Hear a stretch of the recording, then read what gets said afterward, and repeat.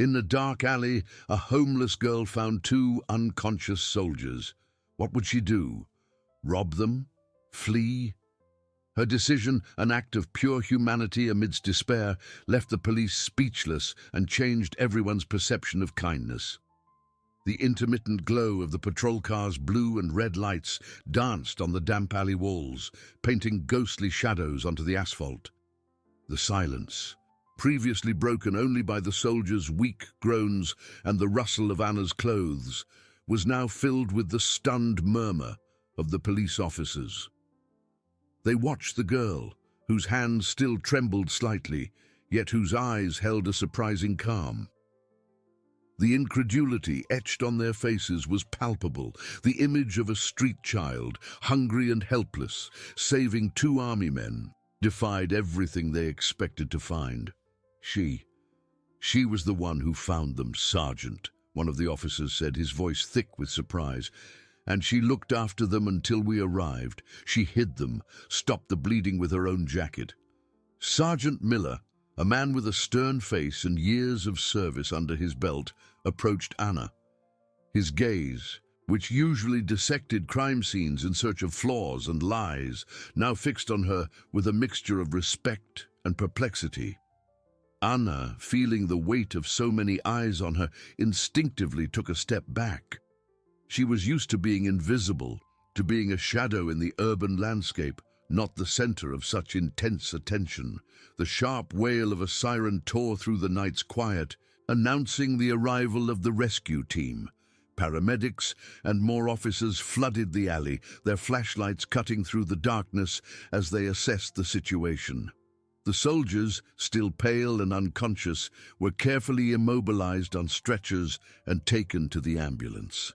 The cold night air seemed to carry the whisper of an investigation beginning, a hunt for those responsible for such violence.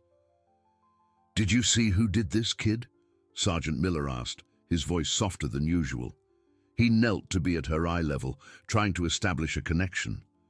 Anna hesitated. She hadn't seen the attackers, only the consequences of their fury. The memory of the inert bodies and the metallic scent that permeated the air still haunted her. "No, sir," she replied, her voice barely a whisper. "I just found them. They were in a really bad way." Miller nodded slowly. "And why did you help them?" The question hung in the air, simple and profound, revealing the doubt that gnawed at everyone. Anna shrugged, a gesture that revealed her youth and the complexity of her life. "They were dying," she said, as if the answer were obvious. Someone had to do something. Her eyes, previously focused on the pain of others, now seemed to lose themselves in the smoke rising from a nearby manhole. The adrenaline began to recede, and exhaustion, heavy and relentless, washed over her. A female officer with a gentle smile approached. "Come on, sweetie. Let's get you out of here. You must be cold and hungry." She offered Anna a thermal blanket, which the girl accepted, wrapping herself in it like a cocoon. The warmth was a welcome relief against the penetrating cold that had seeped into her bones. As she was led to a police car, Anna looked back at the alley, which now teemed with activity. The scene replayed in her mind, the dark blood, the bodies, the deadly silence. But also the decision, the irrepressible urge to reach out. She didn't know what the future held for her, nor if her life would return to its previous invisibility. One thing was certain: the cold, desolate night had become the stage for an act that would reverberate far beyond the confines of that alley, and the perception of a heroine, where least expected, was beginning to solidify. The story of those soldiers and the girl who saved them was only just beginning to be told. The interior of the police car was a universe apart from the alley. The gentle warmth of the heater fought against the chill that still clung to Anna's bones, and the smell of old upholstery and disinfectant replaced the metallic odor of blood. She clutched the thermal blanket to her chest, her body heavy with fatigue and the adrenaline crash. City lights flashed past the window, disorienting her. Never before had she been inside a police car, much less as a passenger being taken to an unknown place, far from the familiar shadows that protected her. The kind officer whose name Anna hadn't caught drove in silence for a while, casting discreet glances in the rearview mirror. Finally, she cleared her throat. "We're heading to the station, sweetie. Just for a few questions. Don't worry, it's just protocol." Anna nodded, her throat dry. Protocol. A word that wasn't part of her everyday vocabulary, just like heroine or savior. She was just Anna, the girl who lived on the streets, the invisible one. But now, invisibility seemed to have dissolved. And the weight of attention was almost as oppressive as the night's cold. At the police station, the buzz was constant. Phones rang non-stop, voices mingled in orders and reports. Anna was led to a smaller, quieter room, where a steaming cup of hot chocolate and a plate of cookies awaited her. The sweet aroma was an invitation, but her stomach, accustomed to scarcity, was clenched with nervousness. Sergeant Miller entered shortly after, his face still serious, but with a new layer of something Anna couldn't decipher. Perhaps respect, perhaps curiosity. He sat in front of her, without the barrier of a table. "Anna," he began, his voice softer than it had been in the alley. "The soldiers are stable. They're going to recover thanks to you." A subtle relief spread through Anna's chest. She didn't know what she expected to hear, but the confirmation that they had survived was a balm. "You didn't tell us everything in the alley, did you?" Miller continued, his gaze penetrating. "You said you didn't see who did it, but what did you hear? What did you feel?" Anna hesitated.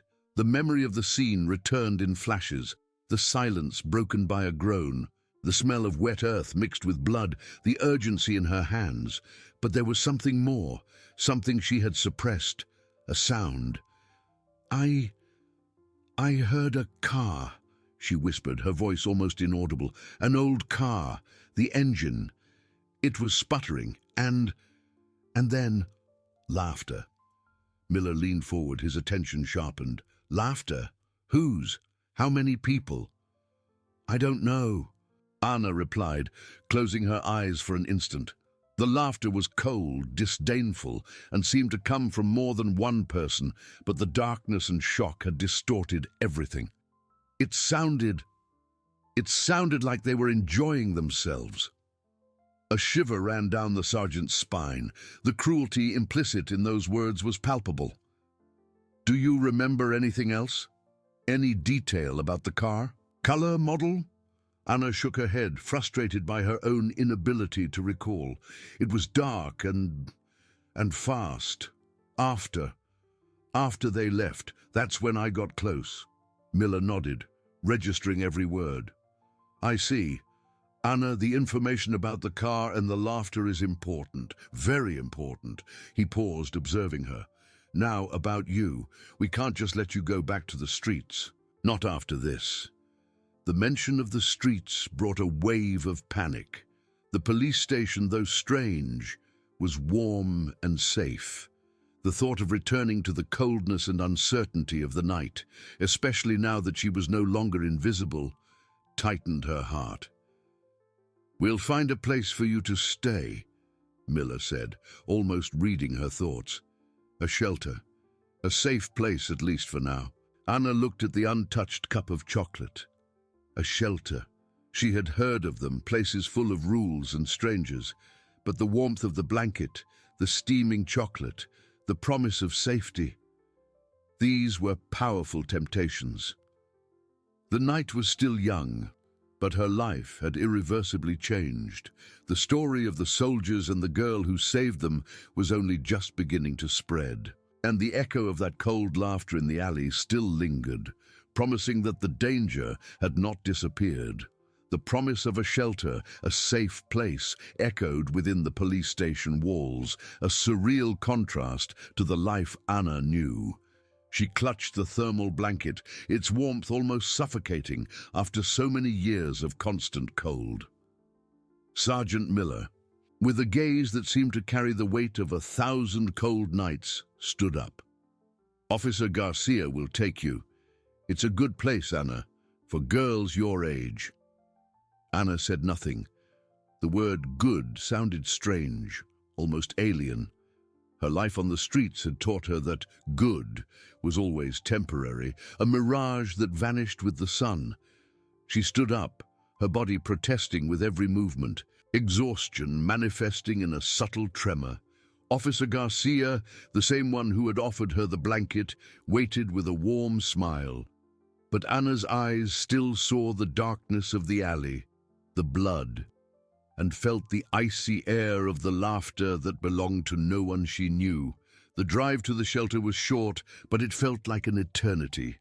The city lights, previously seen as indistinct blurs from the window of a police car, now seemed more defined, almost aggressive in their brilliance. The patrol car's radio murmured news at a low volume, and Anna managed to catch fragments about a brutal attack and an unexpected heroine. But the words dissolved in her mind, replaced by the echo of the cold laughter. The shelter was an old but well-maintained building, with lit windows that cast a welcoming glow onto the sidewalk. A wrought-iron gate opened with a soft creak, and the car glided through a small driveway. The smell of home cooking hung in the air, a mix of spices Anna couldn't identify, but which evoked a sense of home she had never experienced. Inside, the buzz was different from the police stations. Female voices, muffled laughter, the clinking of plates. A vibrant, yet overwhelming atmosphere.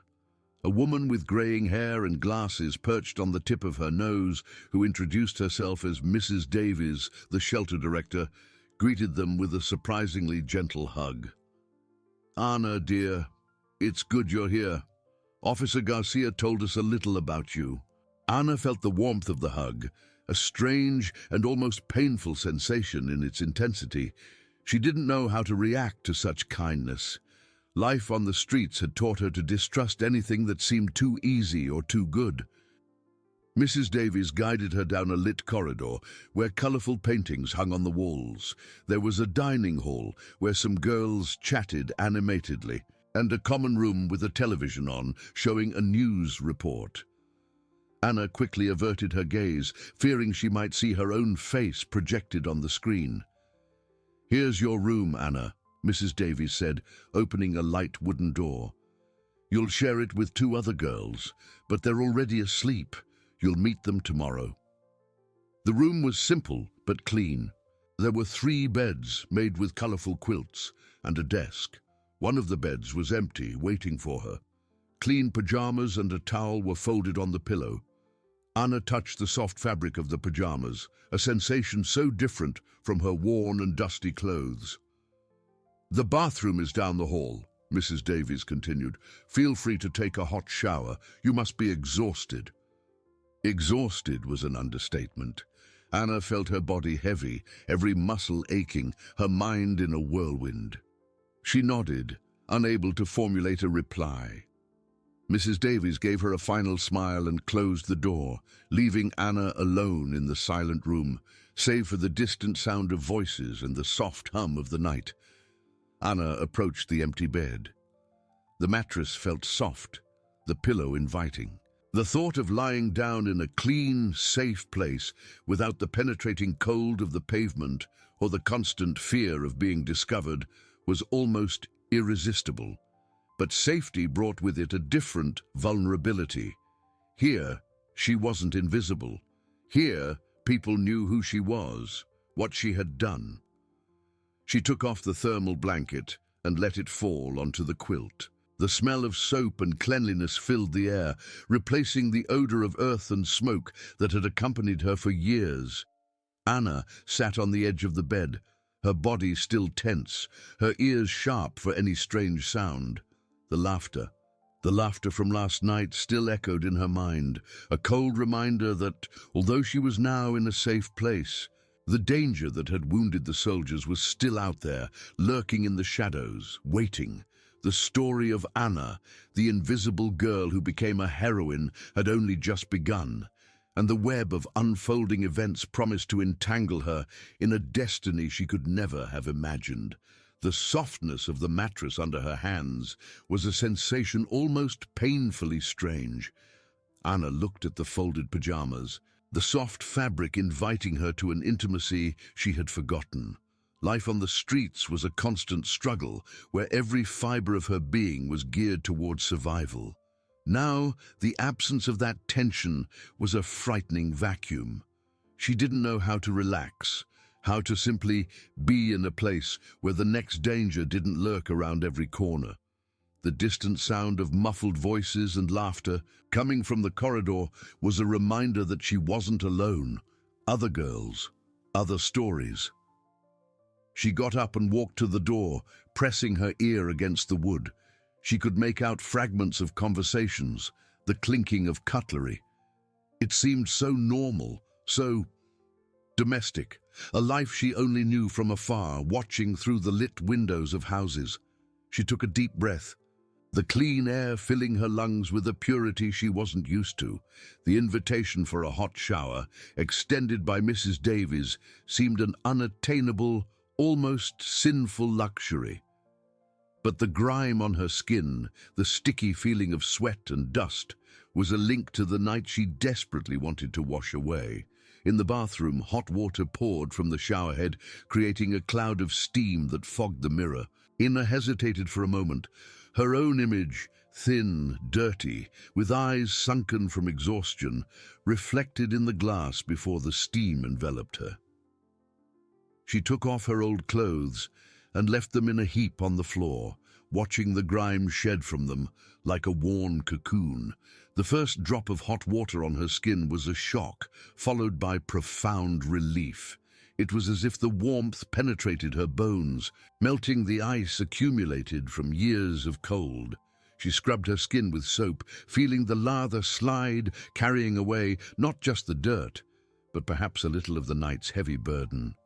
The lavender scent of the soap was intoxicating, a stark contrast to the metallic odor of blood and the stench of garbage that permeated her recent memory. She stayed there for a long time, allowing the water to wash away every tense muscle, every painful memory. When she finally stepped out of the shower, she felt strangely light, almost ethereal. The clean, soft pajamas slid over her skin, a gentle embrace she hadn't received in a long time. Back in the room, the other two beds remained empty, the girls still sleeping in their dreams, oblivious to the new presence in the room. Anna lay down on the bed, sinking into the soft mattress. The pillow cradled her head, and the blanket enveloped her in a warmth that wasn't from the thermal blanket, but from something deeper, more intrinsic to that place. But even in comfort, Anna's mind found no peace. The laughter. She remembered how the sound had echoed in the alley, cold and disdainful, as if the pain of others were an amusing spectacle. Who were those people? Why did they attack the soldiers? And what did the laughter mean? It wasn't just cruelty. It was something more, something that suggested knowledge, a calculated intent. A soft creak at the door made her start. One of the adjacent beds stirred, and a figure sat up, hair tangled and eyes half closed. It was a girl a little older than Anna, perhaps 15. She yawned, stretched, and then her eyes met Anna's. "Oh, you're the new girl," she murmured, her voice hoarse with sleep. "Mrs. Davies said you'd be arriving. My name is Sophia." Anna merely nodded, unable to formulate a reply. Sophia got up, walking to the desk. She switched on a small radio that was there, and a deep announcer's voice filled the silence. "And the police continue their investigations into the attack on the servicemen. But the story of the young woman who saved them continues to move the city. The heroine, identified only as Anna, is now under the protection of the authorities." Sophia abruptly switched off the radio, turning to Anna, a look of surprise and admiration on her sleepy face. "That's you, isn't it? Anna from the news?" Anna's heart clenched. Her invisibility wasn't just a veil, it was armor. Now she was exposed, her story echoing on radios and in conversations. The danger of the laughter seemed closer, more real, now that everyone knew who she was. The shelter was a refuge, but the web forming around her was only just beginning to tighten. Anna's heart clenched. The air in the room seemed to thin. Her invisibility wasn't just a veil, it was armor, and now, with a single question, Sophia had torn it. Anna felt naked, exposed to a scrutiny she feared more than the night's cold. She could only nod, her eyes downcast, unable to meet the other girl's curious and admiring gaze. Sophia approached Anna's bed, sitting on the edge of her own, her voice now softer, devoid of its previous sleepy tone. "It's a lot, isn't it? Suddenly everyone knows who you are." There was a genuine understanding in her words, something Anna hadn't expected. "Don't worry. In here we don't pay much attention to what's on TV. But it is different." A movement in the third bed caught Anna's attention. A younger girl, perhaps 10 years old, stirred under the blanket, her large brown eyes slowly opening. She watched Anna and Sophia with childish curiosity, without saying a word. "That's Bia," Sophia whispered, indicating the girl. "She's a bit shy." Bia sat up, hugging a worn teddy bear. She didn't seem surprised by the conversation, as if she already knew who Anna was. The news of the unexpected heroine had in fact spread faster than Anna imagined. The faint light of dawn began to filter through the windows, tinging the room with a pale grey. The shelter's buzz began to grow. The smell of fresh coffee and toast floated down the corridor, replacing the lavender scent of the soap and bringing a new layer of normalcy that Anna found hard to process. "We'd better get ready," Sophia said, getting up. "Mrs. Davies doesn't like tardiness for breakfast." Anna watched Sophia and Bia get ready, their every movement so natural, so routine. For Anna, every step was an effort. The soft pajamas on her skin felt like a disguise, and the clean bed, a stage. She felt like an intruder in her own story. In the dining hall, the atmosphere was even more vibrant. Dozens of girls of all ages chatted and laughed as they ate. The clinking of cutlery and the chatter created a symphony of life that Anna had only glimpsed from afar. Mrs. Davies saw her enter and waved with a warm smile. "Good morning, Anna. Did you sleep well?" she asked. Her voice soft but firm. Anna shook her head, unable to lie or to explain that sleep had been a battle against the laughter still echoing in her ears. The image of the wounded soldiers, the blood in the alley, everything mingled with the sensation of being exposed. "Don't worry, dear. It takes time to get used to it," Mrs. Davies said, as if she had read her thoughts. "But you are safe here, and there are people who want to help you." The word help sounded strange to Anna. She had always been alone, and help came with a price she could never pay. As she ate the warm bread and drank the sweet coffee, Anna overheard fragments of conversations about her. "That's her, the girl who saved the serviceman. They say she lived on the streets." Curious glances followed her, some with admiration, others with a hint of pity. She felt the weight of each one, as if they were piercing her newly broken armor. Later, Mrs. Davies called her to her office. The atmosphere was cozy, with bookshelves full of books and a faint scent of old paper. "Anna, the police want to talk to you again," Mrs. Davies began, adjusting her glasses on her nose. "They need more details about the attack, and the hospital wants to know if you'd like to visit the soldiers." The mention of the soldiers brought back the coldness of the alley, the urgency of her actions, but the idea of revisiting them, of seeing the result of her intervention, was frightening. She had acted on instinct, out of a compassion she didn't fully understand herself. Now, the responsibility of being a heroine weighed like a stone in her chest. "Are they okay?" Anna asked, her voice barely a whisper. Mrs. Davies smiled sadly. "Yes, Anna. Thanks to you, they are recovering. But what happened? The police believe it wasn't a common robbery. It seems whoever attacked them wanted more than just their belongings. Mrs. Davies's words confirmed Anna's latent fear. The laughter, that sound wasn't from a common criminal. It was from someone who reveled in pain, someone with a greater purpose. They are looking for those attackers, Anna, Mrs. Davies continued. Your story is very important. You saw something that can help. Anna felt a shiver run down her spine. The web wasn't just tightening.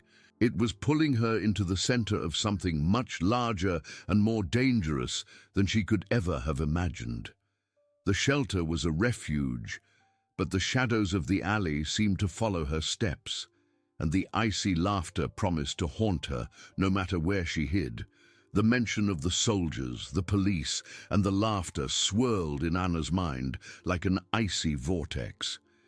Mrs. Davies's office, with its cozy atmosphere and scent of old paper, suddenly seemed a fragile place, unable to contain the storm that was brewing.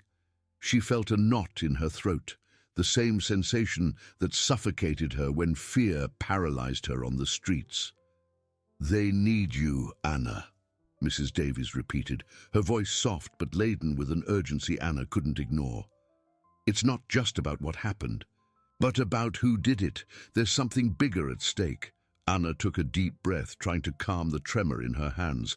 I don't know what else I can say, she murmured, her voice almost inaudible. I've already told everything. Small details can make a big difference, Mrs. Davies insisted, her eyes fixed on Anna's. They want you to feel safe to speak. Sergeant Thompson will come here. He's a good person. The idea of reliving the night, of pulling each painful fragment from memory, was exhausting. But the image of the soldiers, pale and motionless, invaded her mind. She had saved them. There was a responsibility there, a connection she couldn't sever. Sergeant Thompson arrived shortly after lunch. He was a middle-aged man, with a tired face but kind eyes. He sat opposite Anna in Mrs. Davies's office, who remained present, offering a comforting presence. Anna, thank you for seeing us, the sergeant began, his voice calm and respectful. I know this is all difficult for you, but what you did, it was extraordinary. You are very brave. Anna merely nodded, the words of praise sounding strange and heavy. She didn't feel brave. She felt scared. We just need a few clarifications, he continued. You mentioned hearing laughter. Could you describe that to us again? Was there more than one person? What did it sound like? The laughter, the icy sound echoed in Anna's memory, making her hairs stand on end. It was like they were enjoying themselves, she began, her voice trembling slightly. It wasn't loud laughter of joy, it was cold, disdainful, as if they were mocking. The sergeant jotted it down in a small notepad. Do you remember any voices? Any words? Anna closed her eyes, trying to concentrate. The smell of blood, the cold of the night, the adrenaline coursing through her veins. No words. Just the laughter. There were two people I saw, but the laughter, it seemed to come from one of them, the one closer to the soldiers. Can you describe that person? She shook her head. It was dark. They wore hoods. I only saw the outline and the laughter. It didn't sound human, Sergeant. It sounded cruel, like the sound a predator would make before attacking. Sergeant Thompson looked at Mrs. Davies, and Anna noticed the exchange of glances. There was something in her description that seemed to confirm their suspicions. You did very well to tell us this, Anna, the sergeant said, his voice more serious now. This helps us a lot to understand the nature of this attack. It wasn't a common robbery. The way they acted, the brutality, the lack of concern about being seen. It's worrying. And he looked at Anna with an expression of genuine concern. You are a key witness, Anna, and because of that, we need to ensure your safety. The shelter is a good place, but if you remember any detail, no matter how small, please let us know immediately. And if you see anyone strange, anyone who seems to be watching you, don't hesitate to speak with Mrs. Davies or any police officer. The web. It wasn't just tightening. It was being woven around her, and Anna was at its center. The feeling of being a heroine had disappeared, replaced by a chilling fear. She wasn't just a girl who saved 2 soldiers. She was a piece in a game she barely understood, a game with stakes that terrified her. "The soldiers are eager to see you, Anna," Mrs. Davies interjected, changing the subject, perhaps to ease the tension. The hospital called again. "They want to thank you personally." The idea of visiting the hospital, of seeing the men she had saved, was a mix of relief and dread. Relief at knowing they were alive, dread at facing their gratitude, the recognition that exposed her even further. But above all, it was a chance to close a chapter, to see with her own eyes that the cold of the alley had not been in vain. I want to go," Anna said, her voice a little firmer. At least there she would have a clear mission, a reason for her exposure. She would face whatever she had to, if it meant better understanding what had happened, and perhaps, just perhaps, finding a little peace. Sergeant Thompson nodded. "We'll arrange an escort. It's important that you feel safe." Anna knew that safety was a fragile illusion. The laughter was still there, echoing in some dark corner of her mind, a constant reminder that the danger wasn't just out there, but also within her, a shadow that would accompany her. The shelter was a refuge, but the world outside, with its secrets and threats, was refusing to leave her in peace. The following morning brought with it an atmosphere heavy with expectation. Breakfast, usually a time of noise and lively conversations, was quieter, permeated by the tension Sergeant Thompson's visit had left in the air. Anna felt the gazes of the other girls, a mixture of curiosity and cautious respect. She was now the girl who saved the serviceman, a legendary figure in the shelter's small universe. But for her, this legend was a burden. Mrs. Davies found her after breakfast, her eyes shining with a mixture of concern and pride. "Sergeant Thompson is already on his way, Anna. He'll come in an unmarked car to take you to the hospital. Don't worry, you'll be safe." Safety. The word sounded hollow. Anna knew that true safety lay in not being noticed, in being invisible. Now she was the center of attention, a piece on a chessboard she didn't understand. The car arrived shortly after, a dark sedan that blended into the urban landscape. Sergeant Thompson was in the driver's seat, and another officer, a young and serious woman, sat in the back. Anna sat between them, the seat fabric soft, but the rigidity of her body prevented her from relaxing. The car door closed with a heavy click, isolating her from the outside world, but not from her own thoughts. The drive to the hospital was short, but it felt like an eternity. The streets passed like blurs outside the window, the city sounds, distant horns, the murmur of voices, the rolling of tires on wet asphalt, became a distant hum. Anna watched people in their routines, oblivious to the complexity unfolding around her. She wondered if she would ever return to a routine, a life without the shadow of the icy laughter. The hospital was a labyrinth of white, sterile corridors with the penetrating scent of disinfectant and medication. The clinking of carts and the low murmur of voices echoed in the walls, creating a strange symphony of suffering and hope. They were guided by a nurse to a semi-private room. Upon entering, Anna saw them. The 2 soldiers lay in separate beds, pale, but visibly better than the last time she had seen them. One of them, the younger man, had his head bandaged, and the other, an older man with a grizzled beard, had his arm immobilized. The air in the room was heavy, laden with a quietness broken only by the soft beep of a heart monitor. Sergeant Thompson cleared his throat. "Sergeant Miller, Corporal Costa, we've brought Anna to visit you." Miller, The older man tried to sit up but groaned in pain. Anna felt a pang in her chest. The image of the blood in the alley, the urgency of her actions, everything came rushing back. Anna. Sergeant Miller's voice was hoarse, but laden with deep emotion. I don't know how to thank you. You saved us. We'd be dead if it weren't for you. Corporal Costa, the younger man, merely nodded, his eyes watery. He tried to lift his hand, but gave up, the effort visible on his face. Anna didn't know what to say. Their words of gratitude hit her with an intensity that disarmed her. She had acted on instinct, out of a compassion she didn't fully understand herself. Now their gratitude was a mirror, reflecting the magnitude of her action, but also the fragility of her own existence. I just did what I had to do, she murmured, her voice almost inaudible. No, Anna, Sergeant Miller insisted, a tear tracing a path down the corner of his eye. You did more than that. You are a heroine. We know it wasn't just any robbery. They wanted to eliminate us, and you were there.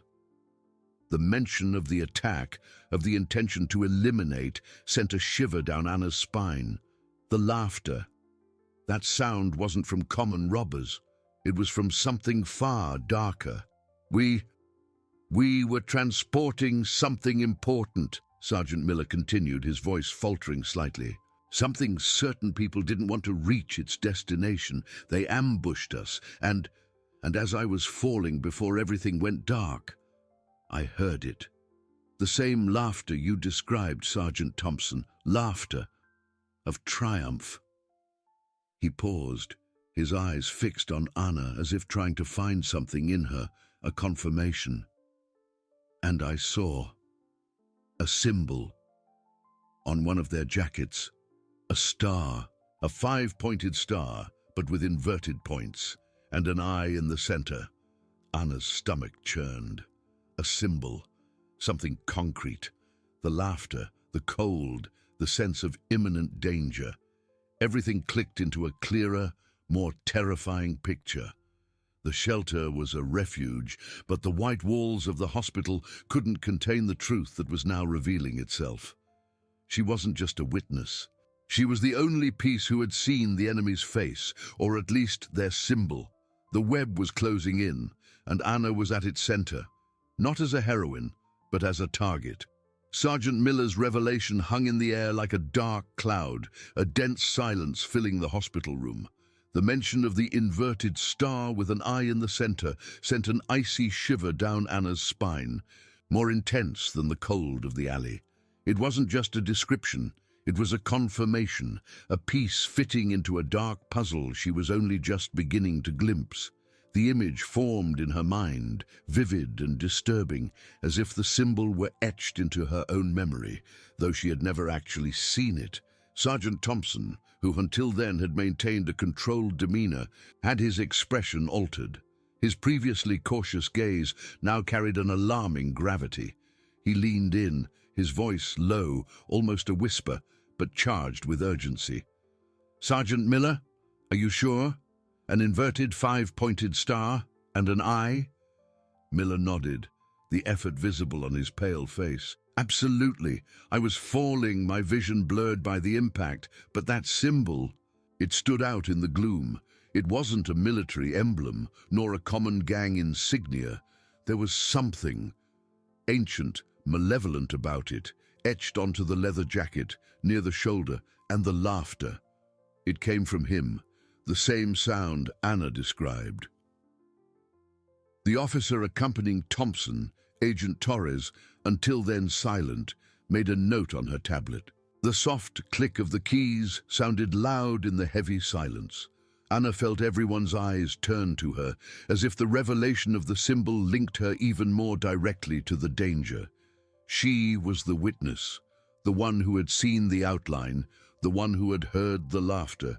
Now she was the bridge between the brutality of the attack and the veiled identity of the aggressors. "Anna?" Sergeant Thompson turned to her, his voice softer but still tense. "Do you remember seeing anything similar? Any detail on their clothing, even if not the exact symbol?" She shook her head slowly, her throat tight. It was too dark, Sergeant. They wore hoods. I only saw the silhouette and felt the cold that came from them. But the laughter was the same. The one that didn't sound human. Miller's words about the symbol standing out in the gloom, the feeling of something ancient, malevolent, resonated with what she had felt. It was as if the symbol was the materialization of that evil. Sergeant Thompson turned to Agent Torres. "This changes everything, Agent. We're not dealing with common criminals here. This is far more serious."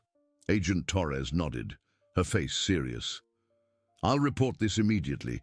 We need to alert the intelligence division. That symbol, it has precedence." Precedence. The word echoed in Anna's mind, painting an even darker picture.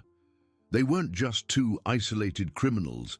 It was part of something larger, something organized, with a history of violence and mystery. The web wasn't just closing in. It was revealing itself as a complex and ancient network of which she, a street girl, had inadvertently become a part. Corporal Costa, until then quiet, coughed, drawing attention. "They were looking for something, Sergeant. They went through our backpacks, our pockets. They didn't take money or our personal belongings, just, what we were transporting." "What was it?" Anna asked, her voice a thread, curiosity mixed with overwhelming fear. Sergeant Miller hesitated, exchanging a look with Thompson. "It's sensitive information, Anna, but suffice it to say that if it fell into the wrong hands, it would cause considerable chaos.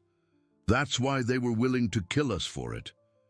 The revelation of the something important and the intention of chaos solidified Anna's terror. It wasn't just about the soldiers' lives, but about something that could affect many other lives, and she was in the middle of it.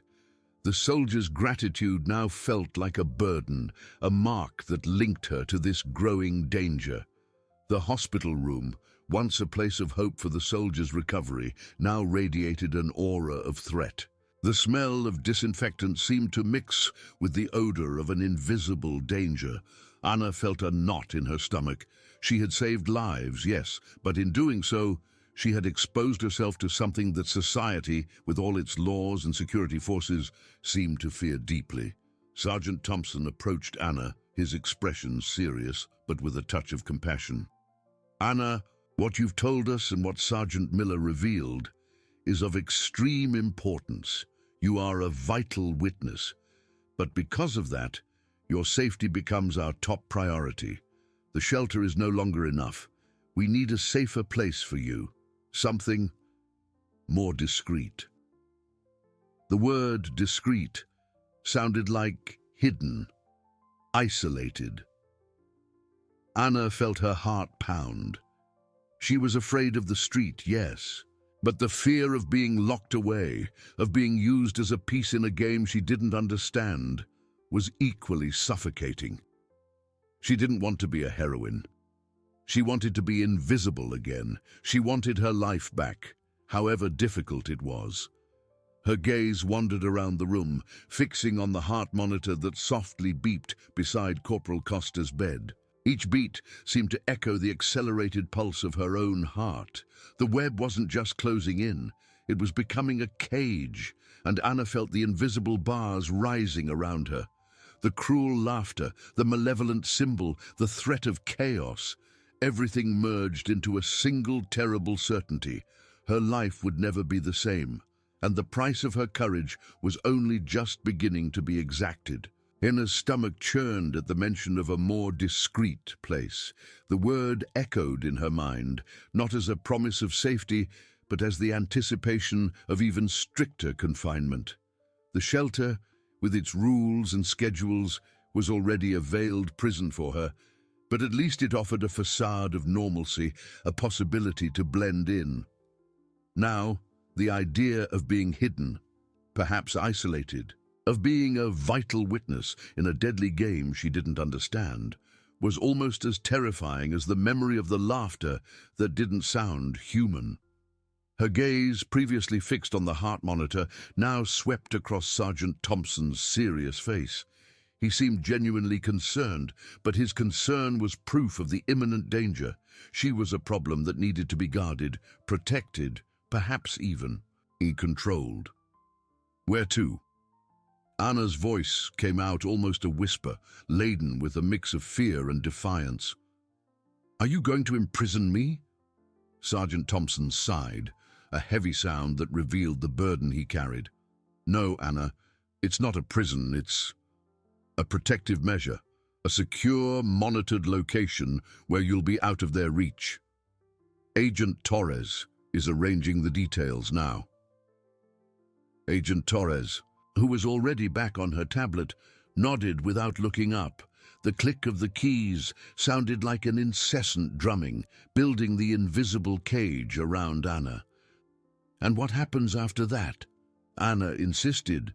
The need to understand the future, however uncertain, was pressing. "Will I stay there forever? Will I be a prisoner for having helped?" Sergeant Miller, in bed, coughed weakly, drawing attention. "No, Anna, you're not a prisoner. You're a heroine and a key piece. They can't know you saw us, that you heard, that you know the symbol." The mention of the symbol made Anna's skin crawl again. The inverted star with the eye in the center, that image, which she hadn't even seen directly, was now etched into her mind, a premonition of darkness. "What is this symbol, Sergeant?" she asked, curiosity overcoming fear for a brief moment. "What does it mean?" Sergeant Thompson exchanged a quick glance with Agent Torres. She shook her head slightly, a clear indication that it was neither the time nor the place to reveal such information. "It's something we've been investigating for a long time, Anna," Thompson replied, his voice cautious. "An organization that operates in the shadows, with tentacles at various levels of society. They are cruel, relentless. And what Sergeant Miller and Corporal Costa were transporting was vital to expose them." The gravity of his words made the air in the room feel even denser. Anna felt the weight of a conspiracy that went far beyond her comprehension. She, a girl who lived to find her next meal, was now at the center of something that threatened to cause considerable chaos. Corporal Costa, who until then had remained silent, his expression a mix of pain and gratitude, finally spoke. His voice was weak, but laden with an unexpected seriousness. "They don't leave witnesses, Anna. You're the only one who can identify them. Even if it's through fragments of memory, they will come after you. That's why Sergeant Thompson is right. You need to be safe." Corporal Costa's words confirmed Anna's worst fears. It wasn't just a protective measure, it was a race against time. They would come after her. The icy laughter which she tried to push from her mind now seemed much closer, almost whispering in her ears. Agent Torres cleared her throat, drawing attention. "We have a location. It's a discreet government facility with high-level security. You'll have everything you need there, Anna, and we'll be in constant contact. It's for a while, until we can dismantle this network." For a while. The phrase sounded hollow. Anna doubted her life would ever return to what it was.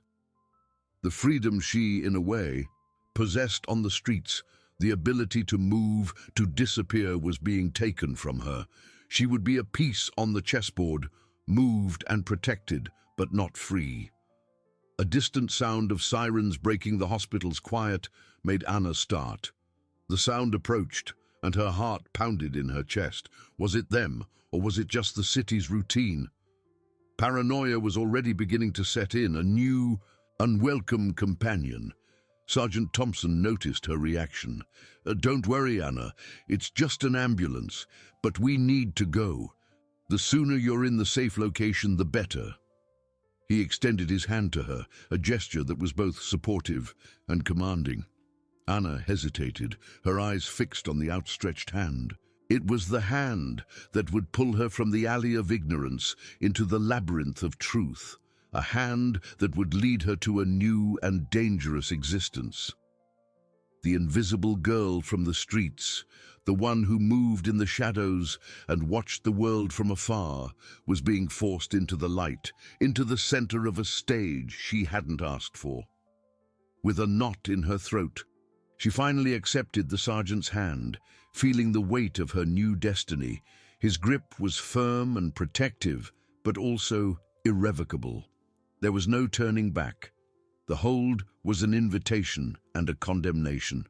She rose, her body heavy, as if every step from then on was dragged by invisible chains. Agent Torres was already at the door, leading the way.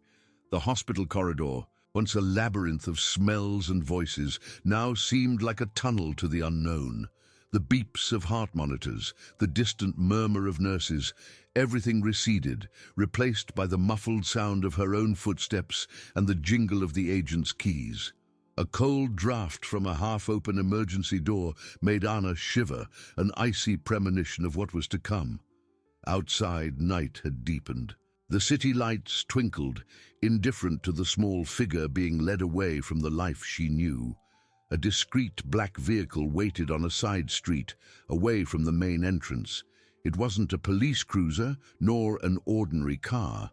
It was a silent, imposing machine, with tinted windows that seemed to hide secrets. Sergeant Thompson opened the back door for her. The interior was spacious, but the feeling was one of confinement. Agent Torres sat beside her, tablet still in hand, the flickering light of the screen illuminating her focused face. Thompson took the wheel, and the car glided smoothly down the street, swallowing the darkness. Anna looked out the window, watching the world transform into blurs of light and shadow. The streets she knew, the alleys where she sheltered, the corners where she begged, everything passed like a fast-forwarded film, distant, unattainable. She was a spectator to her own life, slipping away. A deep and unexpected sadness washed over her. However difficult it was, that had been her life, her freedom. Now she was a shadow in a dark car, taken to a destiny she didn't choose. "Don't be afraid, Anna." Agent Torres's voice broke the silence, soft but without warmth. "You'll be safe.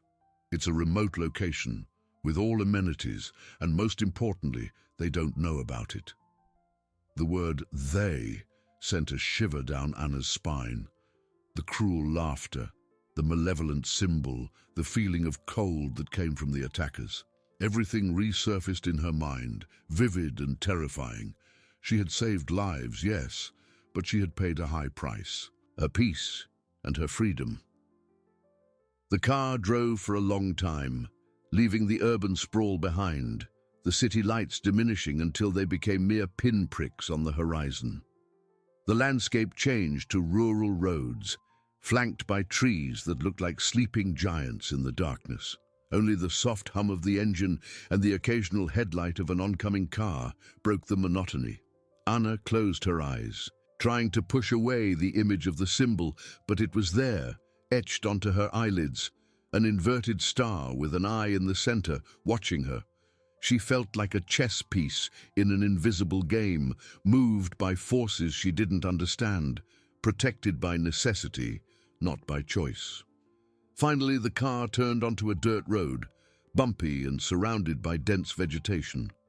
The trees seemed to close in on them, swallowing the little light left in the night sky. Amidst the darkness, a tall barbed wire fence appeared, topped with security cameras that blinked red lights like vigilant eyes. A heavy metal gate opened with a low, automated creak, revealing a complex of austere-looking buildings constructed of grey stone. The car stopped in front of a massive steel door. Sergeant Thompson turned off the engine, and the silence that followed was almost deafening, broken only by the distant chirping of a cricket. Agent Torres turned to Anna, her expression serious. "We're here, Anna. This is your new home for a while. Don't worry. It's the safest place there is." Anna looked at the steel door, then at the tall fence, at the cameras, and at Agent Torres's impassive face, Home! The word sounded hollow and cruel. It wasn't a home, it was a fortress, a disguised prison. She had traded the city's alleys for a gilded cage, but it was still a cage.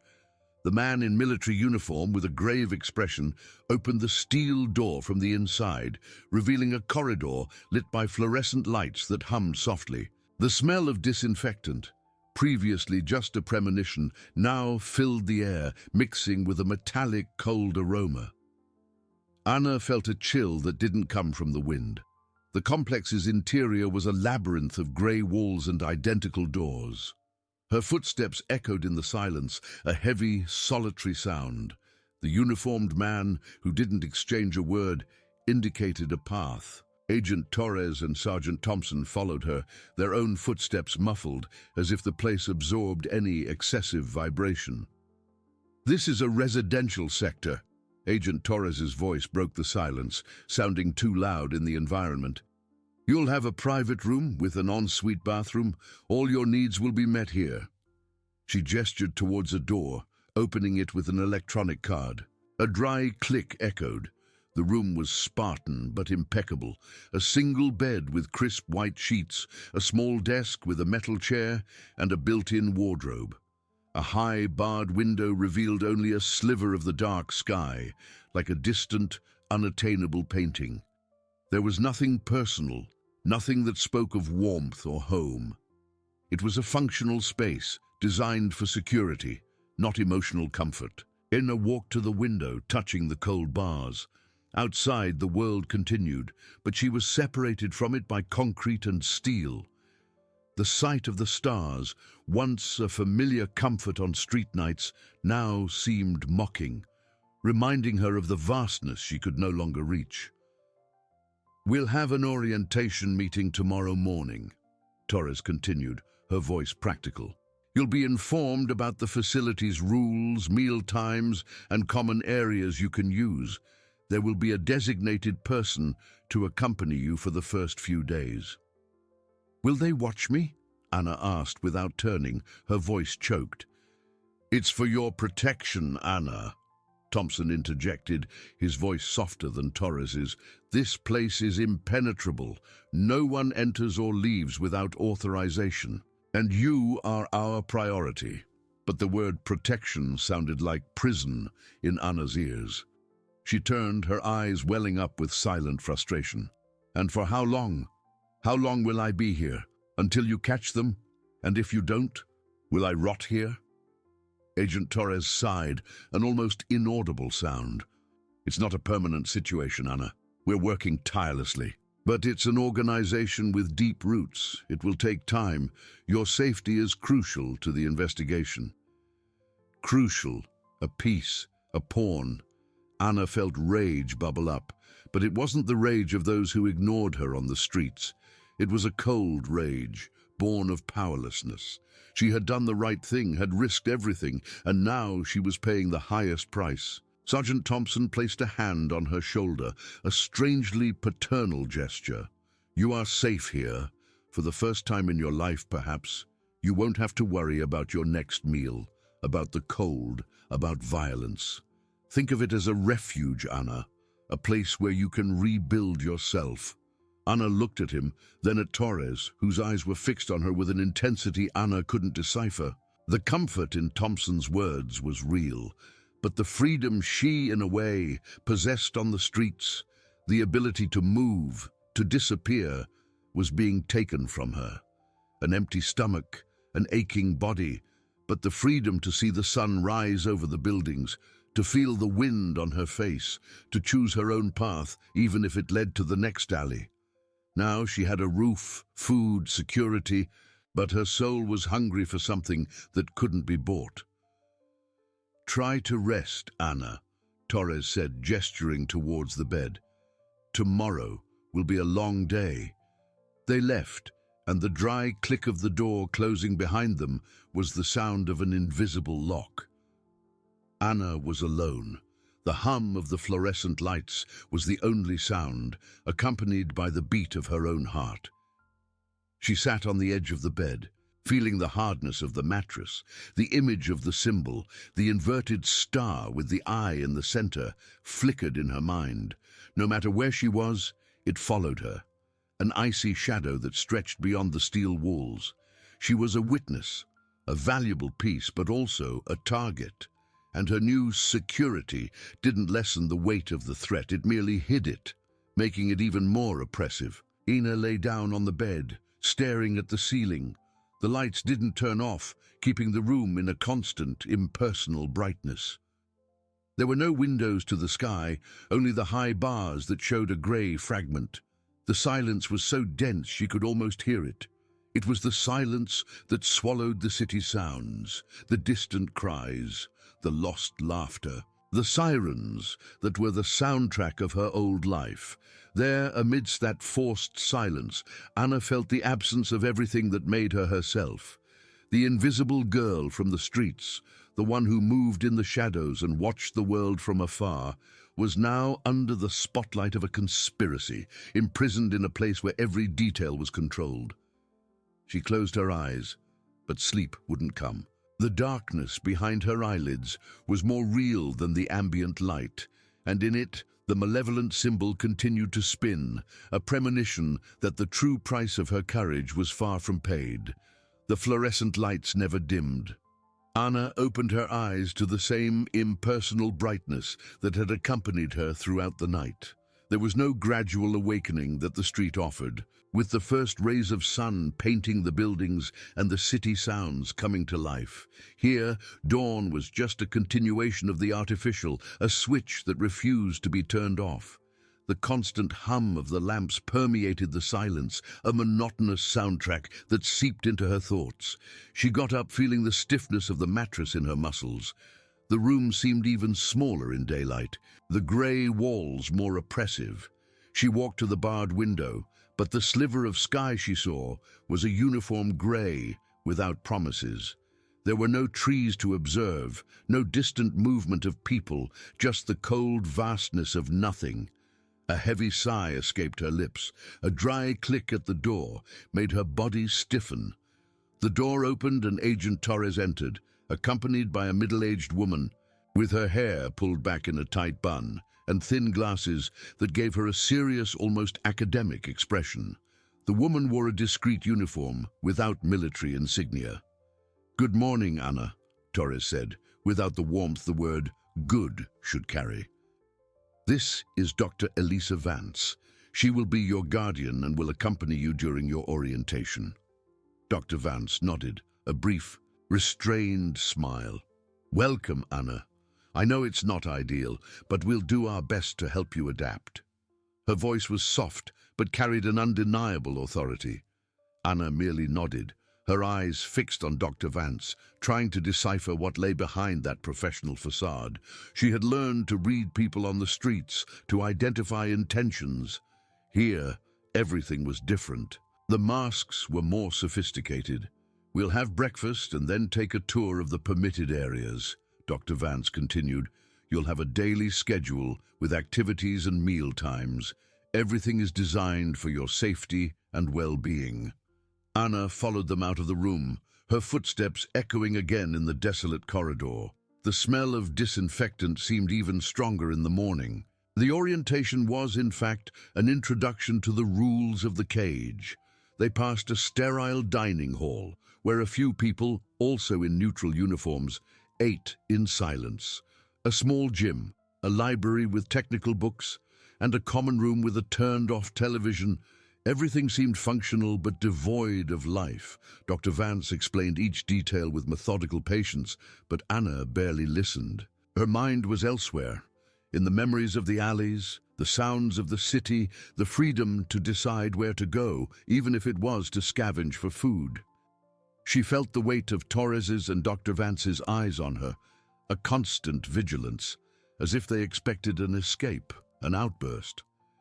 "You'll have access to regular sessions with Dr. Vance if you wish," Torres informed, interrupting Dr. Vance.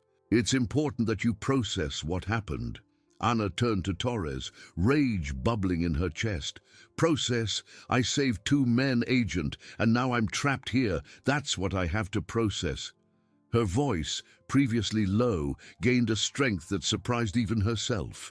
Torres maintained her impassive expression. "You are a crucial witness, Anna, and a target. Our enemies are dangerous. They won't hesitate to silence you if they get the chance. This place is your only protection." "Protection," Anna repeated, the word bitter in her mouth. "Or a cell," Dr. Vance interjected, her voice calm but firm. "I understand your frustration, Anna. It's a difficult situation, but security is paramount. In time, perhaps you'll see this place differently." Anna doubted it. She looked at the dining hall window, which overlooked an inner courtyard surrounded by high walls. Not even the sky was visible from there. The absence of a horizon suffocated her. The malevolent symbol, the inverted star with the eye, wasn't etched on her eyelids now, but on her soul.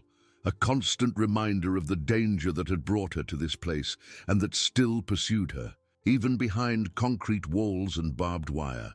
She was safe, yes, but at what cost? At what cost could a soul survive in a cage, however gilded? The true price of her courage was being exacted with every beat of her heart in that oppressive silence. The metallic scent of disinfectant seemed to permeate her own skin, a constant reminder of the sterility that surrounded her. After the orientation, Anna felt an even greater emptiness than before. Every room they visited, every rule explained, was another layer of cement over her soul. She dragged herself back to the room, the hum of the fluorescent lights seeming louder, more intrusive. She sat on the edge of the bed, the hardness of the mattress all too familiar.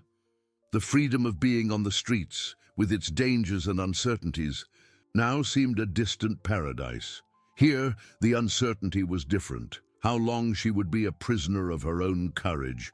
Torres's words about being a target and a crucial witness echoed in her mind like a verdict. Crucial, yes, but for whom? For the system that had ignored her for years and now used her as a piece on its chessboard. She closed her eyes, but the darkness brought no rest. Instead, the image of the symbol, the inverted star with the eye in the center, spun in her mind, more vivid than ever. It wasn't an imminent physical threat there, within those impenetrable walls, but a psychological shadow that stretched, reminding her of the brutal world she came from and from which she was now isolated. It was the reason for her protection, and at the same time, the source of her new captivity. A soft click, almost inaudible, came from the door. Anna opened her eyes abruptly. The door opened to reveal Dr. Vance, without Agent Torres this time. The doctor carried a small tray with a glass of water and a pill. "Anna," her voice was softer now, without its previous formality. "I thought you might need something to relax. It's a mild sedative. It won't knock you out, but it might help calm your mind." Anna looked at the pill, then at the doctor. "I don't need anything to calm me down," she said, her voice rough. "I just want to get out of here." Dr. Vance sighed, a sound that seemed laden with melancholic understanding. She placed the tray on the small table beside the bed. "I understand, Anna. No one likes to feel confined. But you are in real danger, believe me." "Real danger on the streets, yes," Anna retorted, getting up and walking to the barred window. "But there, I knew how to defend myself.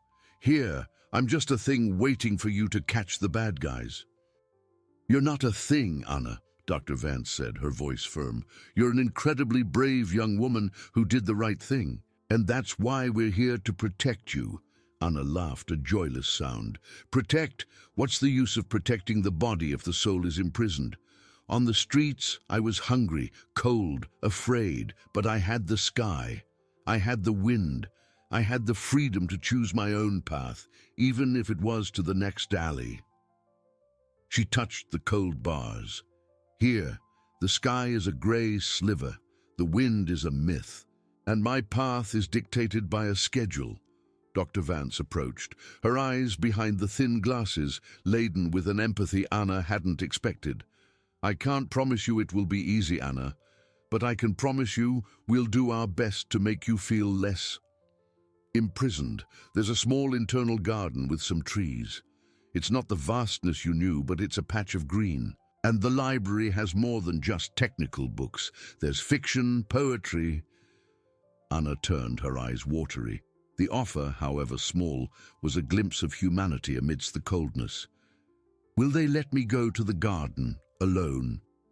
Dr. Vance hesitated for a moment. With supervision at first, but yes, you'll have access. It's important for your mental health. She pointed to the pill. Think about it, Anna. For a good night's sleep, tomorrow we can go to the garden. The doctor left, and the soft click of the door again sealed the room. Anna stood looking at the pill, a sedative, to calm the mind. She didn't want a calm mind. She wanted her mind sharp, alert, as it always was on the streets, but the promise of the garden. She walked to the tray, picked up the glass of water. The pill seemed small and harmless. It was a surrender, in a way, an acceptance, albeit temporary, of that new reality. She swallowed the pill with a gulp of water. The residual bitterness spread on her tongue. She lay down on the bed, the hum of the fluorescent lights still present, but now a little more distant. The image of the symbol was still there. But perhaps, just perhaps, the garden could offer a small refuge, a piece of her old sky, even if surrounded by high walls. Sleep didn't come immediately, but a strange quietness began to settle in. It was a forced, artificial quietness, but at that moment, it was all she had. And in the silence that began to thicken, Anna wondered if this was the only way to survive. Anna's awakening was different. The hum of the fluorescent lights still permeated the air, but the sharpness of her mind, the constant vigilance that had accompanied her for so many years, had yielded to a soft haze. It wasn't complete rest, but a welcome pause from the avalanche of thoughts. She sat up in bed, feeling her body a little heavy, but her mind less clouded than she expected. The bitterness of the pill still seemed to dance on her tongue, a reminder of the surrender. A discreet click at the door announced the arrival of Dr. Vance without Agent Torres. The doctor carried a steaming cup. "Good morning, Anna," she said, her voice gentle. "I brought you some chamomile tea. It helps settle the stomach." Anna accepted the cup, its warmth comforting her hands. The herbal scent was a welcome contrast to the disinfectant. "The garden?" she asked, her voice still a little hoarse from sleep and anticipation. Dr. Vance smiled, a genuine smile that softened the lines of her face. "Yes, after your tea. There's a small outdoor area where you can get some fresh air." The walk to the internal garden was short, but Anna felt her anxiety grow with each step. The corridor seemed less oppressive, perhaps due to the residual effect of the sedative, perhaps to the imminent promise of something green. The door opened to a walled courtyard, but there, in the center, a small oasis revealed itself. It wasn't the vastness of the city, nor the freedom of open fields, but it was a patch of blue sky dotted with clouds and the earth beneath her feet. The smell of damp earth and freshly cut grass invaded her nostrils, a forgotten fragrance that brought a pang of nostalgia.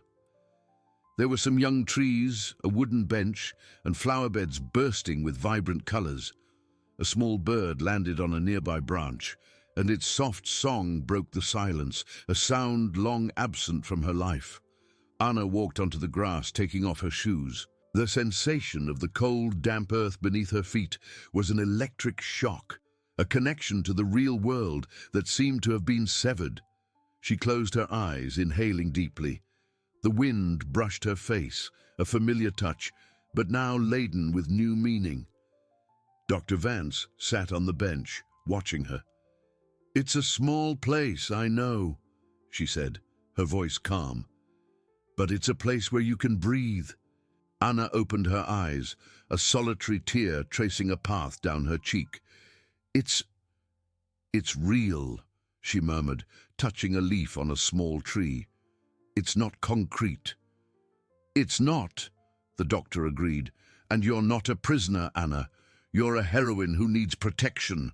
There's a difference. Anna turned to her, the anger still present, but now softened by a strange quietness. And for how long will I be a protected heroine? Dr. Vance sighed. I can't give you a timeline. The group you exposed is powerful and dangerous. They don't forget. But we're working on it. And you have a chance to rebuild yourself here, to learn, to be whoever you want to be, without the constant fear of the streets. Anna sat on the grass, looking at the sky. She still felt the weight of the cage, the walls that surrounded her, but there, in that small patch of green, the feeling was less suffocating. The symbol of the inverted star was still etched in her memory, a reminder of the danger that kept her there. But now, perhaps, the image wasn't as overwhelming. I was afraid on the streets, Anna admitted, her voice low. Very afraid. But I also had hope, the hope that one day I would find a place to belong. Perhaps this is your place for now, Dr. Vance suggested. It's not what you dreamed of, but it's safe, and you're not alone. We can help you find your way even in here. Anna watched the small bird fly away. Freedom was a complex concept. She had saved lives, and in return her own freedom was jeopardized. It was a high price, but there on the grass, with the wind on her face and the bird's song echoing, she felt a new form of resilience. The cage was real, yes, but perhaps she could plant her own seeds of hope within it and watch them bloom, even under a patch of sky surrounded by walls. She wasn't free, but perhaps, just perhaps, she could find freedom in her own mind, in her own untamed soul. The true price of her courage was adaptation, the incessant search for a piece of sky, however small, so that her soul could continue to fly.